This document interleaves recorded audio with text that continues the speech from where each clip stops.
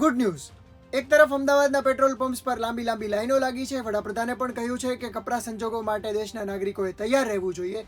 Stock માર્કેટની સ્થિતિ પણ થોડા સમયથી ખરાબ છે. એવા સમયે હું તમારા માટે લાવ્યો છું ગુડ ન્યૂઝ. ગુજરાત સમાચારના ડિજિટલ પ્લેટફોર્મ્સ પર હું છું મયુર. આજના વિડીયોમાં વાત કરીએ ટ્રમ્પે આપેલા એક ગુડ ન્યૂઝ વિશે. તો મિત્રો, અમેરિકાના પ્રેસિડેન્ટે પોતાના સોશિયલ મીડિયા ટ્રુથ સોશિયલ ઉપર કહ્યું છે કે ઈરાન સાથેનું જે યુદ્ધ છે એને થોડા સમય માટે રોકવામાં આવશે. ટ્રમ્પે કહ્યું છે કે ઈરાન સાથે ચાલી રહેલા વાર્તાલાપ અને મંત્રણાને અંતે મેં ડિપાર્ટમેન્ટ ઓફ વોરને એક સૂચના આપી છે. આગામી 5 દિવસ સુધી ઈરાનના પાવર પ્લાન્ટ્સ અને એનર્જી ઇન્ફ્રાસ્ટ્રક્ચર્સ ઉપર હુમલાઓને મોકૂફ રાખવામાં આવશે. એક તરફ ટ્રમ્પ દ્વારા એવો દાવો કરવામાં આવી રહ્યો છે કે ઈરાન સાથેની મંત્રણા સફળતાપૂર્વક ચાલી રહી છે, તો બીજી તરફ ઈરાનનો એવો દાવો છે કે ટ્રમ્પ સાથે કોઈ પણ ઓનલાઈન કે ઓફલાઈન મંત્રણા ચાલી રહી નથી.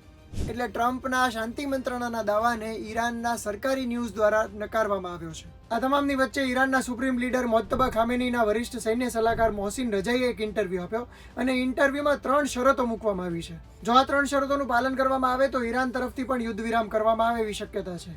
પહેલી શરત છે ઈરાન પર લાગેલા તમામ આર્થિક પ્રતિબંધો હટાવવામાં આવે. બીજી શરત છે અમેરિકાના હુમલામાં ઈરાનને જે નુકસાન થયું છે એ તમામ નુકસાનની ભરપાઈ કરવામાં આવે. અને ત્રીજી શરત છે આંતરરાષ્ટ્રીય સ્તરે નક્કી કરવામાં આવે કે અમેરિકા ફરી ક્યારેય ઈરાન ઉપર આ પ્રકારનો હુમલો નહીં કરે.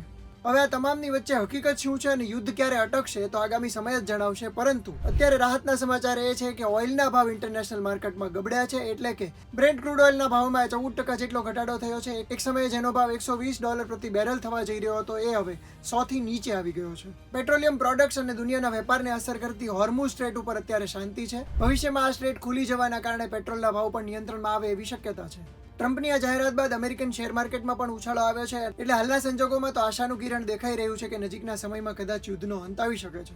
મિત્રો, અત્યારે ગ્લોબલ પોલિટિક્સની જે સ્થિતિ છે એને જોતા ટ્રમ્પની આ જાહેરાતને ઘણા બધા લોકો અમેરિકાની હાર ગણાવી રહ્યા છે. તો આ મુદ્દે તમારું શું માનવું છે? શું આને એક પીછેહટ કહી શકાય કે પછી એક સ્માર્ટ મૂવ? તમારો મત કોમેન્ટ કરીને જણાવજો અને આ જ પ્રકારના ઇન્ફોર્મેટિવ વિડીયો જોવા માટે ગુજરાત સમાચારને ફોલો કરી લેજો.